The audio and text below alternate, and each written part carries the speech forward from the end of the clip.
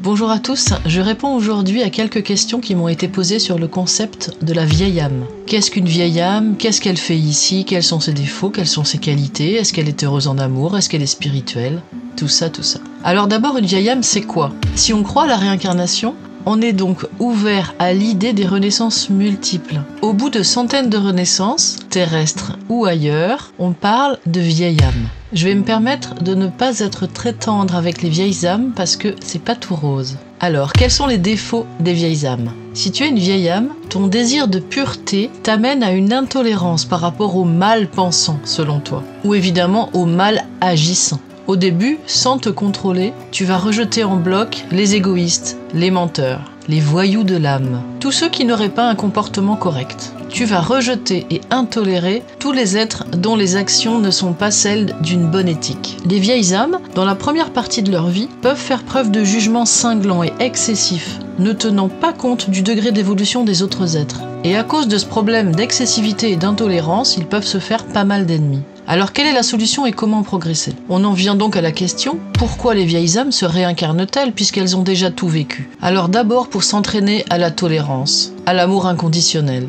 dans toutes les situations et devant n'importe qui. Une fois cet exercice maîtrisé, la vieille âme va se sentir bien dans le rôle qu'elle a choisi avant de s'incarner. Soit pour aider de manière désintéressée le maximum d'individus possible, soit pour expérimenter d'ultimes vies en vue de devenir des guides non incarnés pour de futures âmes incarnées plus jeunes qu'elles. Soit pour simplement accompagner des proches à évoluer. Les vieilles âmes peuvent aussi s'incarner sur une planète uniquement pour remonter l'énergie de cette planète. Dans la jeunesse actuelle, les vieilles âmes sont nombreuses. Elles peuvent aussi s'incarner et se désincarner rapidement pour une tâche bien précise. Par exemple, une mort prématurée pour faire grandir quelqu'un. La vieille âme peut aussi avoir des facultés particulières bien précises qui lui permettront d'être totalement efficace dans un rôle d'ouvreur de conscience. Les vieilles âmes qui ont aussi une certaine résistance à la flagellation, je dirais, peuvent aussi endosser le mauvais rôle dans un amour inconditionnel toujours perdurant et s'en prendre plein la tête juste pour faire travailler leurs proches. Est-ce que les vieilles âmes se souviennent de leur vie antérieure? Pas nécessairement. D'ailleurs, pour la plupart, elles ne s'en souviennent pas, ou en tout cas pas tout de suite. Elles peuvent avoir des bribes si elles le demandent. Par contre, leur grande intuition les amène assez vite à se diriger vers ce qui est facile pour elles et à redévelopper rapidement ce qu'elles ont déjà maîtrisé dans d'autres incarnations. Même si en s'incarnant comme tout le monde, le voile de l'oubli a fait son effet, elles comprennent vite dans les grandes lignes le processus de vie et de mort, la loi d'action-réaction, et font attention à l'impact de leurs actions sur les autres. Les vieilles âmes sont-elles nécessairement spirituelles? Oui et non. Évidemment, dans les énergéticiens, les magnétiseurs, les médiums, on compte pas mal de vieilles âmes, mais beaucoup d'entre elles travaillent dans l'humilité au service des autres. Une fois les premières années de jeunesse et de fougue passées, spontanément, elle va chercher des réponses à ces questions existentielles. Fort à parier que ces réponses se trouveront dans le domaine spirituel, ce qui l'aidera à poursuivre sa mission, si tant est qu'elle ait une mission, car rayonner et faire le bien autour d'elle lui suffira sans doute. La spiritualité pourra être mise de côté, son objectif étant d'être le plus positif possible. Son objectif étant de faire progresser l'humanité en s'incarnant quel que soit le moyen. Parfois, les vieilles âmes, au début de leur vie ou au cours de leur vie, subissent des choses assez difficiles ou des traumatismes. Ces épreuves les obligent à se surpasser pour garder le cap.